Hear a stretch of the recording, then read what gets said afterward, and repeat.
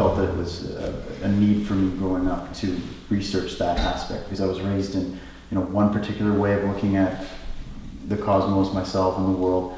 And then I was like, you know what, I don't feel like I'm getting all the answers. So I kind of branched out and started looking at different religions and different traditions.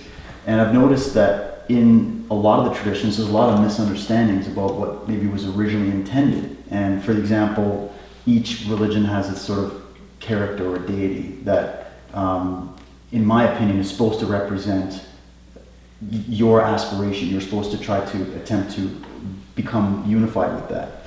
But in the modern time and in the ancient time, it's been misunderstood as being, no, you have to follow the rules. It's become almost like a dictatorial figure in a way, or it's been idolized, and it's been taking that focus away of the inner journey and placing it on something external. And I noticed in your art, I feel like in a way you've been communicating a message of how to maybe look at that in a different way in religion. I hope that's making sense, but if you want to feel free to comment on just that, the difference between idolizing something or trying to unify with it or express it in that way.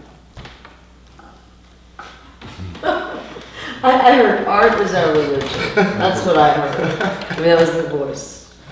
Yeah. And we like to say that, and that it's, if you want to modify it, creative expression in service of the divine.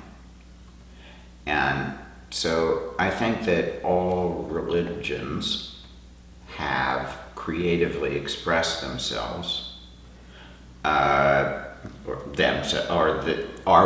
means through which the divine has creatively expressed itself.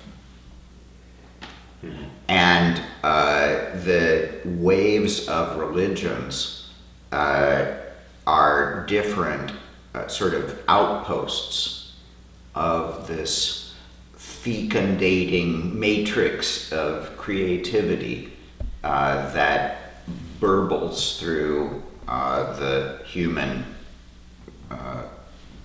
unconscious and through their actions.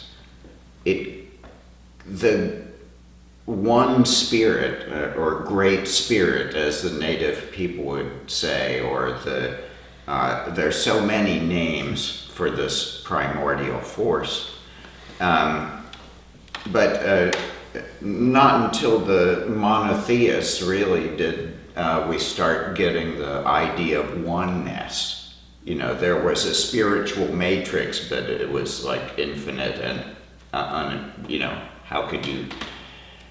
the shamanic universe is not always about oneness, actually.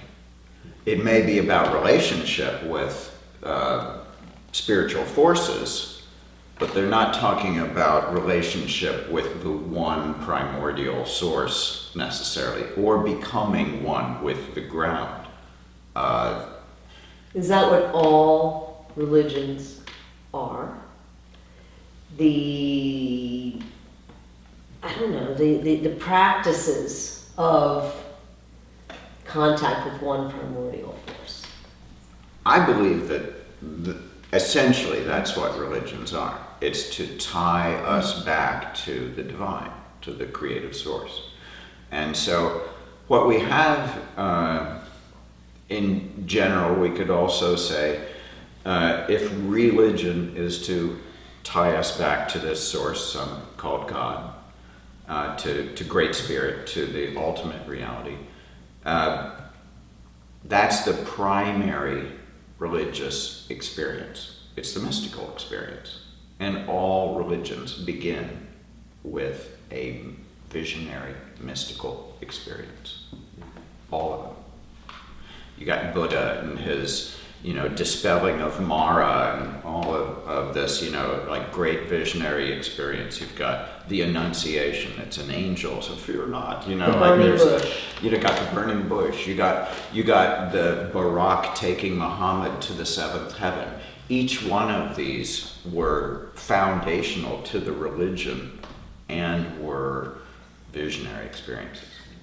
And I guess on the other side of that, you could also look at that definition, maybe used in a I guess to thwart and like shut down consciousness in a sense. Like look at the history of some of these religious institutions, right? Like if we separate religion and spiritual journey and a mystical awakening versus religious institutional corruption. Like when you go back and you look at, you know, the Tudor dynasties and the, you know, how the monarchs have used religion as a device in a corrupt sense to say, no, our religion, the monotheistic religion of our representation is the only one, and therefore we have to kill and wipe out all the others. It becomes the dualistic thing again, right? Exactly. Well, that's the secondary religious experience. That's not the primary religious experience. But it's a distortion, right? That's what happens when people organize. That's politics. That's people. That's human nature for people to be in conflict. There's just that side of people.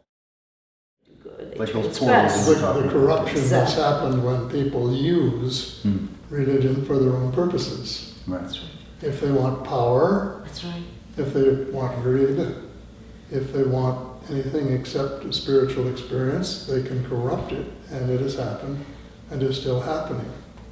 And so I think the approach that I have written 2 books that I think really were spirit guided. And one said exclusivity is not the answer. The answer is oneness. And the thing that all the religions, at least 9 of them, have in common is the golden rule. And if we all lived the golden rule, what a world it would be. And that's the kind of world that we want to have.